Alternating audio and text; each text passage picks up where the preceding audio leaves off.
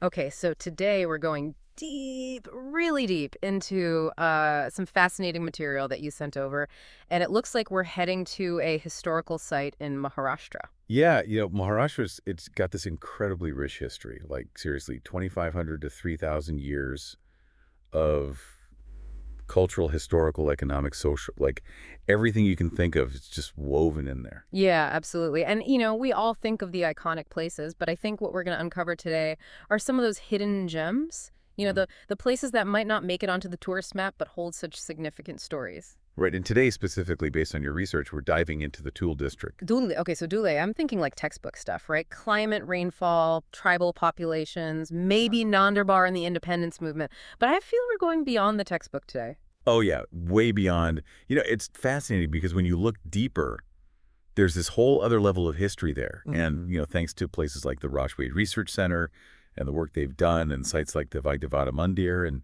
the Madhukeshwar Mandir that's in Chodij, right? And then you've got the temple complex in Balsain and, of course, the incredible work of Padma Shri Chaitra Pawar and Baripada. It's like a hidden treasure trove of heritage, wouldn't you say? Absolutely. And within this landscape, which you've really opened my eyes to, we're going to zero in on a very specific site, Maybe. Methi, and located about an hour from Dul along the Somgar-Dondaicha Road.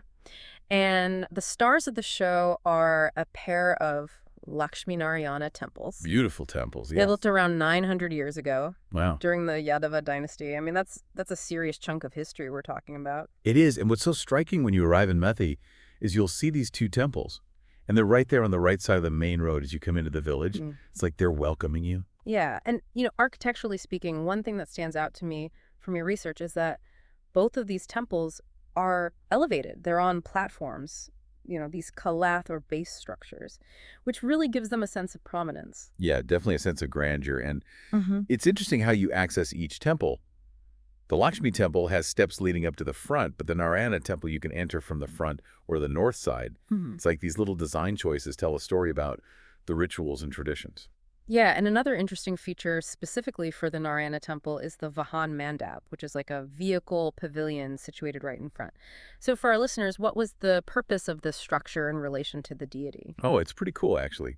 The Vahanan Mandap was a dedicated space for the deity's mount, like their ride.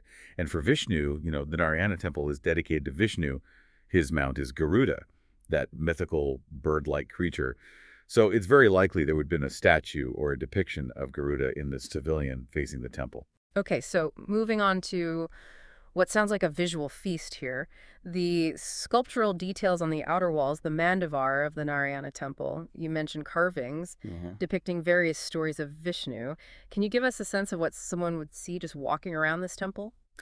Imagine this. You're walking around the temple, and the outer walls are like an open book, telling stories through these incredible carvings. And you'll find these devakashtas, which are like niches carved into the stone. And in the central panels of these niches, you would have seen all these different forms of Vishnu, his avatars, each telling a part of his grand story. And among these carvings, you pointed out one that is particularly rare, the Vaikuntha Vishnu sculpture in the western Devakoshta. Right. Now, rare, that's a big word. Why is this specific Vishnu so unique? Well, what makes it so special, and your research highlighted this beautifully, is its connection to the Pancharatra doctrine of Vaishnavism. It's Mm. like a specific school of thought within the Vaishnava tradition, and this sculpture embodies those core beliefs. It's like a theological statement made in stone. And visually, this one's a bit different, right? It has three faces. Yeah, it's really striking. The central face is Vasudeva, the main form of Vishnu, and to his right with a lion's face is Samkarshana, his brother, and on the left with a boar's face is Pradyumna, his son, and then sometimes there's a fourth figure at the back, Aniruddha Krishna's grandson, usually with a horse's face, but not always. So it's a complex, powerful image. So it's multifaceted, literally. And what do these different faces symbolize? Well, Dr. Deglukar, in his book Vishnumurti, he explains it really well, and your sources referenced his work. These three faces of Vasudeva, they represent the soul, the mind, and the ego, the very essence of human existence. Wow, that's incredible. And it really elevates it beyond just a pretty carving. And you mentioned this is rare in Maharashtra. Where else in India might we find this kind of sculpture? So you don't see it too often in Maharashtra, but it does pop up in places like Kashmir, Rajasthan, Madhya Pradesh. So finding it here in Methi, Yeah. it really makes you think about the connections this place had with broader artistic and religious movements of that time. Now, beyond the sculptures, which are clearly a highlight, these temples also have another key element, a very important inscription. And I always find it fascinating how valuable written evidence like this is for historians. Oh, it's invaluable. Think about it. Copper plates, inscriptions, letters, coins. These are like time capsules. They give us direct evidence from that period. Details about who built the temple, when it was built, who supported it, even social and economic conditions.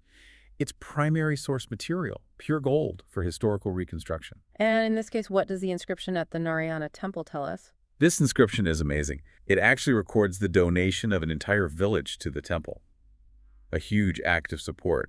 And these inscriptions often have dates, references to rulers, which helps us pinpoint the age of the temple. So this inscription was crucial in figuring out when the temple was built. And where is this inscription located for someone visiting the temple today? Right at the entrance of the Narayana temple. And just above it, you'll find a carving of Garuda, again, reinforcing that connection to Vishnu. Yeah. And in the Lakshmi temple at the entrance, you have a carving of Lakshmi. So even the entrances give you a clue about who's inside.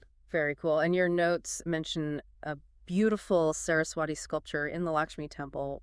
What's special about this one? Well, this Saraswati, she's holding a noose and a goad, which are often associated with her symbolizing restraint over negativity and the ability to guide you towards wisdom. It's like every detail has meaning.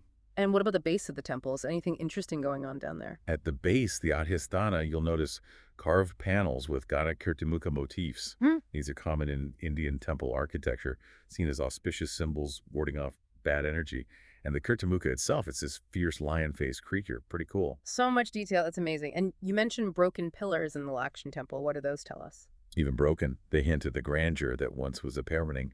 The carvings on them suggest this temple was much taller, more elaborate. It makes you wonder what it looked like in its prime. And it's not just the Lakshmi Narayana temples, right? There's also the Krishnamai temple nearby. What sets this one apart? The Krishnamai temple, it's a short distance away, and it has 3 sanctums, which is pretty unusual for this period, so it might have been dedicated to multiple deities or different aspects of the same deity. Either way, it's a sign of a complex religious landscape. That's fascinating. And any notable carvings inside? You'll see female sculptures on the upper parts of the pillars, and some scholars believe they could be Matrikas, the mother goddesses, but it's still being debated. And then there's also a stepwell, a barav, in front of the Krishnamai temple. For those who might not know, it's a stepwell. A stepwell is basically a well with steps leading down to the water. It's a way to access water, especially in dry seasons. They were essential for drinking, irrigation, daily life, but they were also social spaces, often beautifully decorated. And architecturally, what do we see in this particular stepwell? Around the stepwell, there are these niches. Devkoshta probably once held idols. So again, that connection between water and religion, and from the remaining carvings, it seems like this was a pretty impressive structure. Sadly, it sounds like it's seen better days. Yeah, your sources describe it as pretty rundown, collapsed steps, crumbling walls. It's a reminder of how time takes its toll and how important conservation is. But there is a nearby Devli, a small shrine with a Sheshashai Vishnu sculpture. What does that depict? Sheshashai Vishnu shows Vishnu resting on the serpent Shesha, floating on the cosmic ocean. It represents Vishnu in a state of rest between cycles of creation, a powerful image. And finding it here adds another layer to the religious landscape of Methi.